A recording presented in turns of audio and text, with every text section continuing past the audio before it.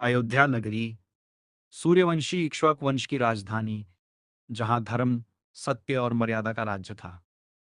राजा दशरथ एक महान, पराक्रमी और न्यायप्रिय शासक, लेकिन उनके जीवन में एक गहरी पीड़ा थी। संतान का अभाव। राजा दशरथ ने अनेक यज्ञ किए, अनेक ऋषियों से आशीर्वाद लिया, लेकिन उनकी ये इच्छा पूर्ण नहीं हो पा रही थी। तब महर्षि ऋषिशृंग के मार्गदर्शन में एक महान यज्ञ का आयोजन हुआ। पुत्र कामेष्टि यज्ञ। संपूर्ण अयोध्या में वेद मंत्रों की गूंज थी। आकाश तक मंत्रों की दिव्य ध्वनि पहुंच रही थी। अग्निदेव साक्षी बने और यज्ञ अपनी पूर्णता की ओर बढ़ा। यज्ञ की अग्नि से एक दिव्य पुरुष प्रकट हुआ।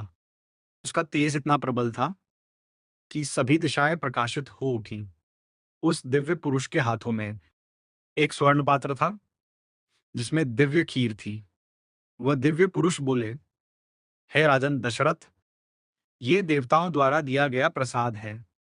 इसे अपनी रानियों में बांट दें और आपको योग्य पुत्रों की प्राप्ति होगी।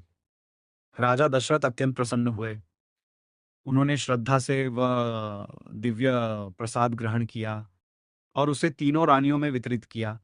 कौशल्या, कैकेयी, सुमित्रा, तीनों रानियों ने उस दिव्य प्रसाद को ग्रहण किया और धीरे धीरे उनके जीवन में एक दिव्य परिवर्तन प्रारंभ हो गया।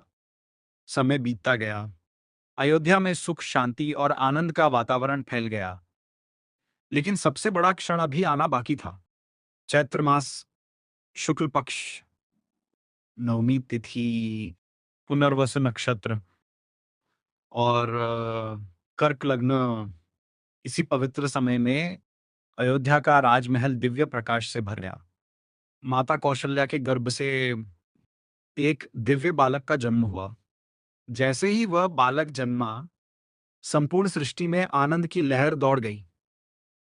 देवताओं ने आकाश से पुष्प वर्षा की, गंधर्वों ने गीत गाए और अप्सराएं नृत्य करने लगीं। वह बालक कोई साधारण मानव नहीं था। वह स्वयं भगवान विष्णु का अवतार था। उसका नाम रखा गया राम। राम का स्वरूप अत्यंत दिव्य था। उनके चेहरे पर अद्भुत तेज था और उनकी उपस्थिति मात्र से ही शांति फैल जाती थी। राजमहल में सभी लोग आनंद से भर गए। राजा दशरथ की आंखों में आंसू आ गए। ये आंसू दुख के नहीं, बल्कि अपार आनंद के थे।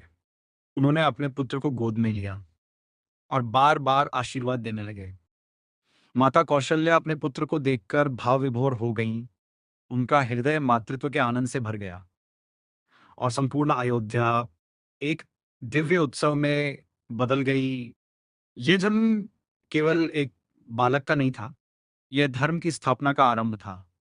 यह सत्य, मर्यादा और आदर्शों का अवतरण था।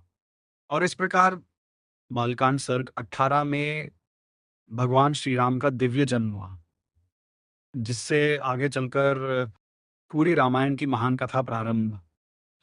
तो दोस्तों, ये थी बालकांड सर्ग 18 की दिव्य कथा।